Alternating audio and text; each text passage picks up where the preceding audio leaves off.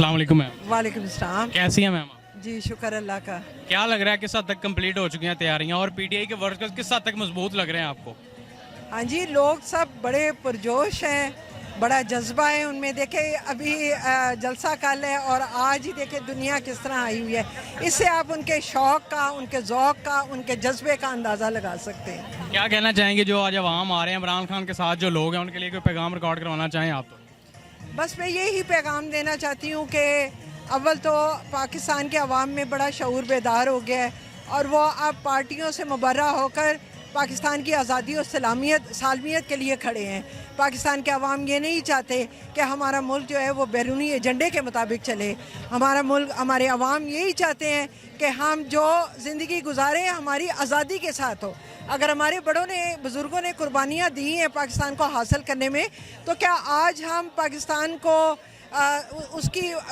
उसकी सालमियत के लिए हम नहीं कुर्बानी दे सकते? ये हमारा फ़र्ज़ है और ये अवाम पर भी फ़र्ज़ है। और मैं कहती हूँ कि जिस तरह इमरान खान के नज़रिए पर अवाम में शऊर और बेदार हुआ है, मैं हैरान हूँ कि किस तरह अल्लाह ताला की मेहरबानी है कि अवाम में अब एक एक बच्चा जो है वो पाकिस्तान की आज़ादी के लिए इमरान खान के साथ खड़ा है। आपको क्या लगता है कि इस हकीकी आज़ादी के बाद लोगों में क्या तब्दीलियाँ आएंगी? क्या नज़र आ रहा है फिर आपको इस जलसे के बाद? देखिए, इससे जिस तरह इमरान खान ने अपने पहले 4 सालों में पाकिस्तान के लिए, उसकी खुशहाली के लिए आगे कदम बढ़ाने शुरू कर दिए थे और सारी चीज़ों को लाइन अप करके उनको एक तरतीब में आगे बढ़ने के लिए चला दिया था। हमारी टेक्सटाइल चल पड़ी थी, हमारे अब PIA खसारे में से निकल आया था, नाजायज़ भर्तियाँ उसमें से निकाल दी थी और उसके बाद हमारे डैम्स बनने में बड़ी तेज़ी आ गई थी।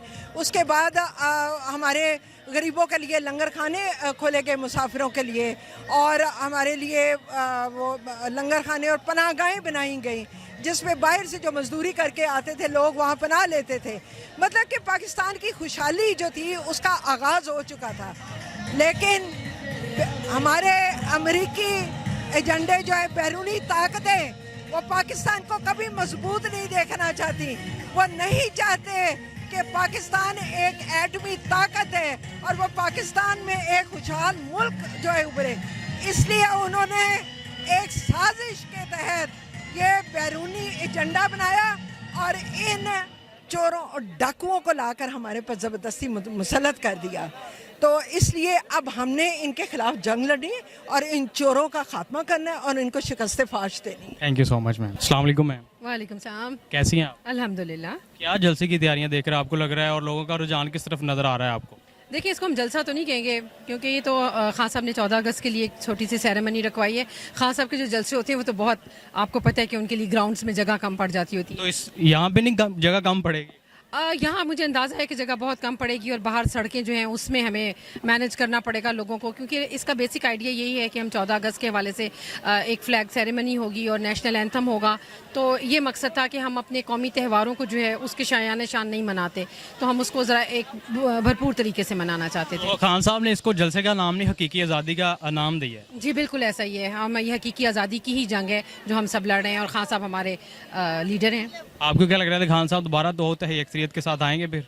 इंशाल्लाह 2/3 तो बहुत ही कम है। इंशाल्लाह ताला क्लीन स्वीप करेंगे जो मुझे नज़र आ रहा है। चाहे कितनी ही मख्फी खुफिया ताकतें हों, चाहे कोई लोग हों जो खान साहब का रास्ता रोकना चाहें, एक हकीकी आज़ादी का रास्ता रोकना चाहें, मैं समझती हूँ कि इंशाल्लाह ताला शिकस्त फाश होगी इस तरह की नादीदा कुव्वतों को। क्योंकि एक प्लानिंग जो होती है वो इंसान की होती है ज़मीन पे, चाहे वो कितना ही ज़ोरावर हो, चाहे वो कितना ही ताकतवर हो, और एक रब की ज़ात है जो ऊपर प्लानिंग कर रही होती है। इंशाल्लाह ताला आप देखेंगे कि इंतजामात किस हद तक आपके कंप्लीट हो चुके हैं? नहीं, अल्हम्दुलिल्लाह हम तो 2 घंटे के नोटिस पे जलसे तैयार कर लेते हैं। इसमें इंतजामात में तो कुछ और इस दफ़ा तो सहूलत बहुत है क्योंकि एक हमें बना बनाया सेटअप यहाँ पे मिल गया है। इंतजामात अल्हम्दुलिल्लाह मैनेज करना लोगों को आसान होगा इधर सिक्योरिटी के हवाले से? हाँ जी बिल्कुल, कोई इशू नहीं है। और ये चीज़ें जो हैं ये हमारे तो अब घुट्टी में पड़ गई हैं, खून में शामिल हो गई हैं। लोगों को मैनेज करना, खाना पीना, ख़वातीन का इंक्लोजर्स, बच्चों की तैयारी, face paintings, everything, sound, stage, सब कुछ अल्हम्दुलिल्लाह। मेहमान, हमारे अभी मेहमान مہمان آنا شروع ہو گئے ہیں.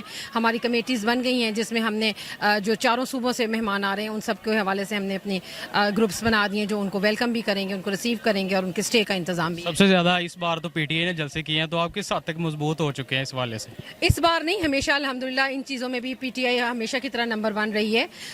مضبوط ہم اس حد تک ہیں کہ انشاءاللہ تعالی جو کرسی ہماری چھینی گئی ہے وزارت عظمیٰ کی, جب تک عمران خان صاحب کو ہم دوبارہ وزیر اعظم کی کرسی پہ نہیں بٹھا لیتے, کوئی پاکستانی بچہ, مرد, عورت, بوڑھا جو محب وطن ہے اور ایون کہ اوورسیز بھی سکون چین سے نہیں بیٹھیں گے. ہم نہیں سوئیں گے تب تک جب تک ہمارا وزیر اعظم اپنی کرسی پہ بحال نہیں ہو جاتا. لاسٹ پر کے پیغام دینا چاہیں آپ؟ ڈٹے رہیں, جمے رہیں اور بالکل گھبرانے کی ضرورت نہیں ہے.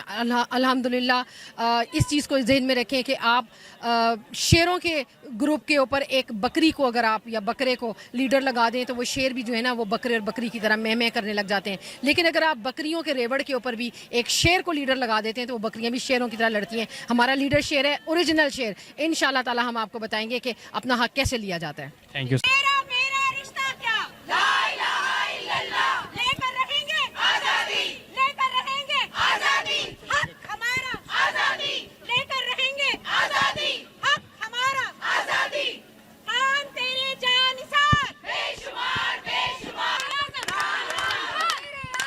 السلام علیکم.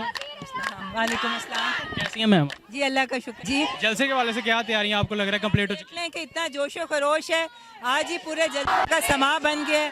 یہ آپ نے خواتین دیکھی ہیں, وومن ونگ کی خواتین ہیں پاکستان تحریک انصاف کی, یہ پوری پرجوش ہیں اور انشاءاللہ تعالیٰ کل یہاں پر تل دھرنے کے لیے جگہ نہیں ہوگی اور امپورٹڈ حکومت کو جانا پڑے گا انشاءاللہ. آپ کو کیا لگتا ہے کہ وہاں پوری اعتماد ہے, پرجوش ہے اس کے حوالے سے, جلسے کے حوالے سے؟ بالکل میں سمجھتی ہوں اس وقت لوگ اس کو آزادی کی جنگ سمجھ کے, بقا کی جنگ سمجھ کے یہ لوگ اس تحریک میں حصہ لے رہے ہیں. اور کل یہاں پر ایک بہت بڑی تعداد میں پورے پنجاب سے, پاکستان سے لوگ آئیں گے اور عمران خان صاحب کے ساتھ اظہار یکجہتی کریں گے. لاسٹ پر کے پیغام دینا چاہیں آپ خان صاحب کے لیے, کوئی پیغام دینا چاہیں تو وہ؟ خان صاحب ہم سب آپ کے ساتھ ہیں اور اس آزادی کی جنگ میں ساری مائیں بہنیں بیٹیاں آپ کے پیچھے کھڑی ہیں.